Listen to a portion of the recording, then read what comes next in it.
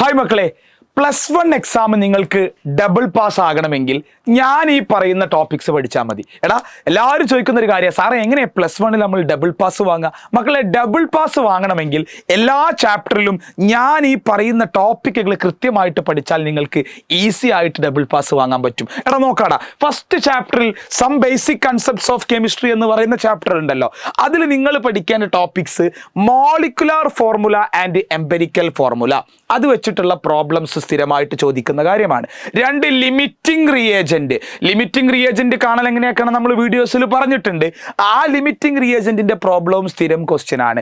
Molarity and molality ചോദിക്കാറുണ്ട്. Laws of chemical combination. ആ laws of chemical കോമ്പിനേഷനിൽ മക്കൾ 3 ലോ പഠിച്ചാൽ മതി. ഏതൊക്കെയാ? Law of conservation of mass, law of definite proportion, law of multiple proportion. ഇത്രയും കാര്യങ്ങൾ നിങ്ങൾ ഏത് ചാപ്റ്ററിൽ നോക്കി വെക്കണം? Some basic concepts of chemistry എന്ന് പറയുന്ന ചാപ്റ്ററിൽ നിന്ന് നിങ്ങൾ അറിഞ്ഞിരിക്കണം. ഓക്കെ അല്ലേ? യെസ്.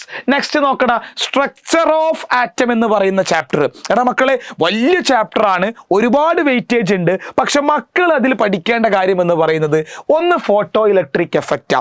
ഫോട്ടോ ഇലക്ട്രിക് എഫക്റ്റ് എന്താ നിങ്ങൾക്കറിയാം? ഒരു മെറ്റലിന്റെ മുകളിൽ സ്യൂട്ടബിൾ ആയ ഫ്രീക്വൻസി ഉള്ള ലൈറ്റ് വന്ന് തട്ടുമ്പോൾ അതിന്റെ ഉള്ളിൽ നിന്ന് ഇലക്ട്രോൺസ് ഇജക്റ്റ് ചെയ്യുന്ന ഫിനോമിനനെ നിങ്ങൾ വിളിക്കുന്ന പേരാ ഫോട്ടോ ഇലക്ട്രിക് എഫക്റ്റ്. അത് പഠിച്ചിരിക്കണേ. ബോർ മോഡലിന്റെ പോസ്റ്റുലേറ്റ്സ് സ്ഥിരം ക്വസ്റ്റ്യൻ ആണ്. ഹെയ്സൻബർഗിന്റെ അൺസെർട്ടൈനിറ്റി പ്രിൻസിപ്പിൾസും ക്വാണ്ടം നമ്പേഴ്സും. Okay, quantum numbers, principal quantum number, azimuthal quantum number, magnetic quantum number, spin quantum number. മക്കൾ, ഇനി ഒരു കാര്യം കൂടി മക്കൾ പഠിച്ചു വെക്കണം. എപ്പോഴും ചോദിക്കുന്ന ഒരു കാര്യം ആയതുകൊണ്ടാണ് സാർ അതും കൂടി ഉൾപ്പെടുത്തുന്നത്. ഓഫ് ബാ principal, Pauli's exclusion principal, Hund's rule. ഇതും കൂടി ഒന്ന് നോക്കി വെച്ചാൽ ആ ചാപ്റ്റർ നമുക്ക് ഏകദേശം നല്ലൊരു മാർക്ക് സ്കോർ ചെയ്യാൻ പറ്റും. ഓക്കെ, ഇപ്പൊ നിങ്ങൾ കരുതുണ്ടാവും, സാർ ഇതിൽ എല്ലാ ടോപ്പിക്സും സാറ് പറയുന്നുണ്ട് ഡബിൾ പാസ് ആവാൻ. ഇല്ലടാ, ഇതിൽ കുറെ ടോപ്പിക് ഉണ്ടോ? ഇല്ല, എല്ലാ ടോപ്പിക്കും സാറ് പറയണില്ല. ആവശ്യമുള്ള കാര്യങ്ങൾ മാത്രമേ പറയണുള്ളൂ. Okay, yes. ക്ലാസിഫിക്കേഷൻ ഓഫ് എലമെന്റ്സിൽ കുറച്ച് കാര്യം പിടിച്ചാൽ മതി. എന്താ പഠിക്കേണ്ടത് ഡബിൾ പാസ് കിട്ടാൻ വേണ്ടിയിട്ട്? Modern periodic table, modern periodic law ഒന്ന് നോക്കി വെക്കുക. ഹെൻറി മോസ്ലിയുടെ atomic radius, ionisation enthalpy, electronegativity, ഇവരുടെ ഒക്കെ ഡെഫിനിഷനും ഗ്രൂപ്പിലും പീരീഡിലും ഈ ആളുകൾക്ക് എന്താണ് സംഭവിക്കുക എന്നുള്ള കാര്യം കൂടി ഒന്ന് പഠിച്ചു വെക്കാം. ഓക്കെ, അനോമലസ് ബിഹേവിയറും ഡയഗണൽ റിലേഷൻഷിപ്പും സ്ഥിരം ക്വസ്റ്റ്യൻ ആണ്. 2 സ്പെഷ്യൽ ടോപ്പിക് ആണ് അതാ ചാപ്റ്ററിൽ. അനോമലസ് ബിഹേവിയറും ഡയഗണൽ റിലേഷൻഷിപ്പും മറന്നു പോകരുത്. എന്താ അനോമലസ് ബിഹേവിയർ? ഓരോ ഗ്രൂപ്പിലെയും ഫസ്റ്റ് എലമെന്റ് ബാക്കിയുള്ള മെമ്പേഴ്സിൽ നിന്ന് ഡിഫറൻസ് കാണിക്കും. അതാണ് അനോമലസ് ബിഹേവിയർ. എന്താ ഡയഗണൽ റിലേഷൻഷിപ്പ്? സെക്കൻഡ് റോയും തേർഡ് റോയിലെയും എലമെന്റ്സ് ഡയഗണലി പരസ്പരം പ്രോപ്പർട്ടീസിൽ സിമിലാരിറ്റി കാണിക്കും. അതാണ് ഡയഗണൽ റിലേഷൻഷിപ്പ്. മറക്കരുത് മക്കളെ, വളരെ ഇമ്പോർട്ടൻ്റ് ആണ്. ഇനി കെമിക്കൽ ബോണ്ടിങ് അറിയാം, ഒരുപാട് ക്വസ്റ്റ്യൻസ് വരുന്ന വലിയൊരു ചാപ്റ്റർ ആണ്. അതിൽ നിങ്ങൾ ഡബിൾ പാസ് ആകാൻ വേണ്ടിയിട്ട് പഠിക്കേണ്ട ടോപ്പിക്ക് ലൂയിസ് സിംബൽ അല്ലെങ്കിൽ ലൂയിസ് റെപ്രസെൻറ്റേഷൻ എങ്ങനെ വരക്കാന്ന്. ഫോർമൽ ചാർജ് അത് എപ്പോഴും ചോദിക്കാറ് ഓസോണിൻ്റെയാണ്. O3യുടെ ഫോർമൽ ചാർജ് കാണാനും ആ ഓസോണിന്റെ സ്ട്രക്ചർ വരക്കാനും അവിടെ നിങ്ങൾ പഠിച്ചിരിക്കണം. ഓക്കെ, ഡൈപോൾ മൊമെന്റ് അതിൽ എപ്പോഴും ഉണ്ടാവുന്ന ഒരു ക്വസ്റ്റ്യൻ ആരാ? NH3യും അതുപോലെ തന്നെ NF3ൻ്റെയും എന്ത് മൊമെന്റാ പരീക്ഷയ്ക്ക് ചോദിക്കാറ്? ഡൈപോൾ മൊമെന്റ് ആണ് ചോദിക്കുക. VSEPR തിയറി വെച്ചിട്ട് ഓരോ മോളിക്യൂളുകളുടെയും സ്ട്രക്ചർ പഠിക്കണം. അത് മാത്രമല്ല, അതിൽ പ്രധാനപ്പെട്ട ഒരു കാര്യം കൂടി മക്കളൊന്ന് നോക്കി വെക്കണം. ഹൈബ്രിഡൈസേഷൻ. എന്താ നോക്കേണ്ടത്? ഹൈബ്രിഡൈസേഷൻ. ഓക്കെ, ഇനി മോളിക്കുലാർ ഓർബിറ്റൽ കോൺഫിഗറേഷൻ എഴുതാൻ പഠിച്ചാൽ മതി. σ1s, σ*1s, ആ ടൈപ്പ് 2 ടൈപ്പ് ആളുകൾ ഉണ്ട് എന്നൊക്കെ നിങ്ങൾക്കറിയാം. ആ മോളിക്കുലാർ ഓർബിറ്റൽ കോൺഫിഗറേഷൻ എഴുതാൻ മാത്രം നിങ്ങൾ വൃത്തിക്ക് പഠിക്കണം. ഇത്രയും കാര്യങ്ങളാണ് നിങ്ങൾ കെമിക്കൽ ബോണ്ടിങ് ആൻഡ് മോളിക്കുലാർ സ്ട്രക്ചറിൽ പഠിക്കേണ്ടത്. സാർ വീണ്ടും പറയാണ്, ഫുൾ ടോപ്പിക് പറഞ്ഞിട്ടില്ല. നിങ്ങൾ ഇതിൽ പറയാൻ പോണ കാര്യം അതാ, സാർ ഇത് ഫുൾ ടോപ്പിക് ഉണ്ടല്ലോ. ഇല്ല, എല്ലാ കാര്യങ്ങളും നമ്മൾ പറഞ്ഞിട്ടില്ല. നിങ്ങൾക്ക് ഡബിൾ പാസ് ആവാൻ വേണ്ടിയിട്ട് ആവശ്യമുള്ള ഉള്ള കാര്യങ്ങൾ മാത്രമേ നമ്മൾ പറയുന്നുള്ളൂ. Okay, ready? തെർമോഡൈനാമിക്സ് നോക്കടാ. എൻതാൽപ്പി ഓഫ് ഫോർമേഷൻ, അതൊരു ക്വസ്റ്റ്യൻ ഷുവറാണ്. എൻതാൽപ്പി ഓഫ് ഫോർമേഷൻ കാൽക്കുലേറ്റ് ചെയ്യാൻ വേണ്ടിയിട്ടുള്ള ക്വസ്റ്റ്യൻ പബ്ലിക് എക്സാമിന് ഷുവറാണ്, വിട്ടുകളയരുത്. First law, second law and third law of thermodynamics. തെർമോഡൈനാമിക്സിന്റെ first law, second law and third law, അതിന്റെ ഡെഫിനിഷൻ വളരെ ഇമ്പോർട്ടന്റ് ആണ്. ഹെസ്സസ് ലോയും അവിടെ ഒരു സൈക്കിൾ വരക്കാൻ, Born Haber cycle for NaCl വരക്കാനും ചോദിക്കാറുണ്ട്. ഗിബ്സ് ഫ്രീ എനർജിയിൽ മോസ്റ്റ് ഇമ്പോർട്ടന്റ് ആയിട്ട് പഠിക്കേണ്ട ഒരു ഇക്വേഷൻ ആണ് delta G is equal to delta H minus T delta S. Gibbs free energy calculate ചെയ്യാൻ delta G is equal to delta H minus T delta S. ഈ equation വെച്ചുള്ള problem sure question ആണ്. ഈ equation വെച്ചുള്ള problem sure question ആണ്, മറന്നു കളയരുത്. തെർമോഡൈനാമിക്സിൽ ഇത്രയും കാര്യങ്ങൾ പഠിച്ചാൽ മതിയാടാ, ഇത്രയും കാര്യങ്ങൾ പഠിച്ചാൽ മതി. വലിയ ചാപ്റ്ററാ, ഇത്രയും കാര്യങ്ങൾ പഠിച്ചാൽ മതി. എന്തിന്? ഡബിൾ പാസ് കിട്ടാൻ. വീണ്ടും പറയാണേ, ഫുൾ മാർക്കിനല്ലേ, അത് തെറ്റിദ്ധരിക്കരുത്, ഡബിൾ പാസ് കിട്ടാൻ. Yes, next equilibrium. ഇക്വിലിബ്രിയത്തിൽ നിങ്ങൾ നോട്ട് ചെയ്യേണ്ട കാര്യങ്ങൾ KCയും KPയും കാണാൻ വേണ്ടിയിട്ട്. പിന്നെ ആസിഡ് ബേസ് കൺസെപ്റ്റ്, അത് ഏതൊക്കെയാ? അറീനിയസ് കൺസെപ്റ്റ് ഉണ്ട്, ബ്രോൺസ്റ്റഡ് ലോറി കൺസെപ്റ്റ് ഉണ്ട്, ലൂയിസ് കൺസെപ്റ്റ് ഉണ്ട്. ഏതൊക്കെ കൺസെപ്റ്റ് ഉണ്ടടാ? അത് മറക്കരുത്. അറീനിയസ് കൺസെപ്റ്റ് ഉണ്ട്. പിന്നെ ഏത് കൺസെപ്റ്റാ? ബ്രോൺസ്റ്റഡ് ലോറി കൺസെപ്റ്റ് ഉണ്ട്, മറക്കരുത്. ബ്രോൺസ്റ്റഡ് ലോറി കൺസെപ്റ്റ് ഉണ്ട്. പിന്നെ ലൂയിസ് കൺസെപ്റ്റ്. ഇതാണ് ഏത് കൺസെപ്റ്റ്? ആസിഡ് ബേസുകൾ തിരിച്ചറിയാനുള്ള കൺസെപ്റ്റ്. ഇനി കോമൺ അയോൺ എഫക്റ്റ്. എന്താ കോമൺ അയോൺ എഫക്റ്റ്?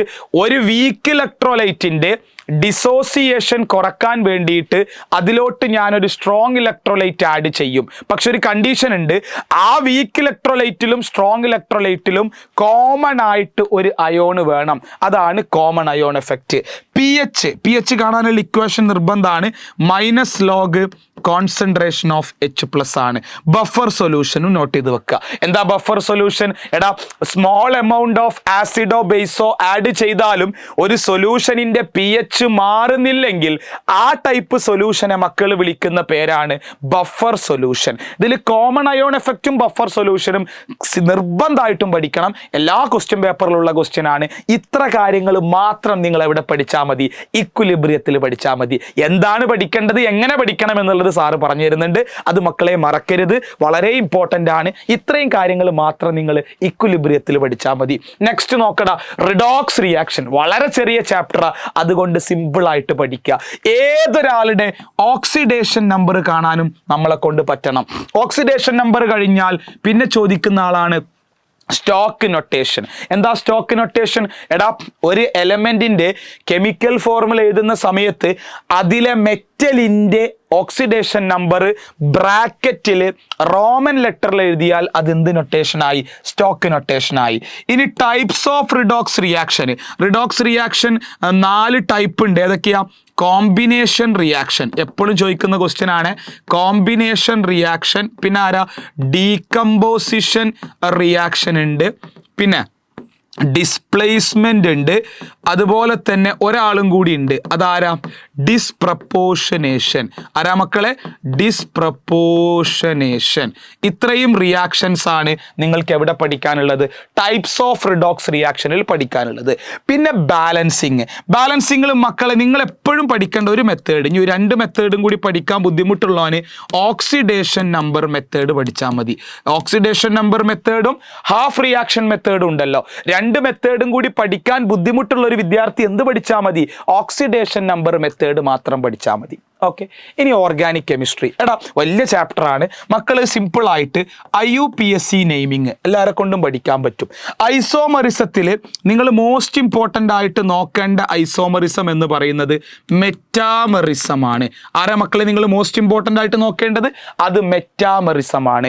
പിന്നെ ന്യൂക്ലിയോഫൈലും നോക്കണം, ഇലക്ട്രോഫൈലും നോക്കണം. ന്യൂക്ലിയോഫൈലും ഇലക്ട്രോഫൈലും. അതുപോലെ തന്നെ ഇലക്ട്രോൺ ഡിസ്പ്ലേസ്മെന്റ് എഫക്റ്റുകൾ, അത് നിങ്ങൾ നോക്കേണ്ടത് ഏതൊക്കെയെന്നറിയോ? ഇൻഡക്റ്റീവ്, റെസൊണൻസ്, ഹൈപ്പർ കോൺജുഗേഷൻ എന്നുള്ളതാണ് നിങ്ങൾ നോക്കി വെക്കേണ്ടത്.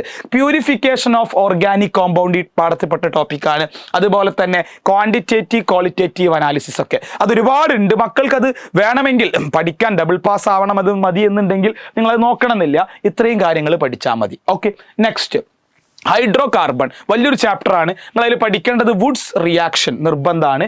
അതുപോലെ തന്നെ കോൾബ്സ് ഇലക്ട്രോളിസിസ്, അത് ചിലപ്പോൾ ചോദിക്കാറുണ്ട്.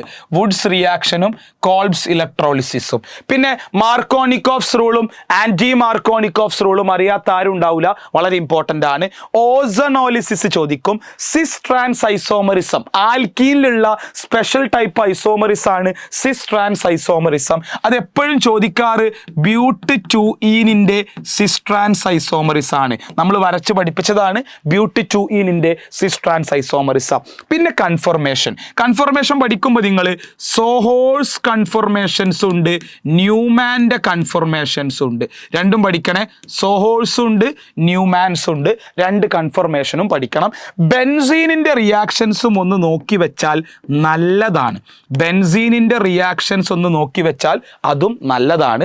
എക്സ്ട്രാ ആയിട്ട് സാറ് പറഞ്ഞു എന്നുള്ളൂ മക്കളെ. അപ്പൊ ഇത്രയും കാര്യങ്ങൾ പഠിച്ചാൽ നിങ്ങൾക്ക് +1 കെമിസ്ട്രി പുട്ടുപോലെ ഡബിൾ പാസ് ആവാൻ പറ്റും. വളരെ ഈസി ആയിട്ട് ഡബിൾ പാസ് ആവാൻ പറ്റും മക്കളെ. ഇത്രയും കാര്യങ്ങൾ ഞാൻ പറഞ്ഞ കൺസെപ്റ്റ് പ്രകാരം ഒരു ഓർഡറിൽ നിങ്ങൾ പഠിച്ചു പോകുക, എക്സാം സെറ്റ് ആക്കി എഴുതുക.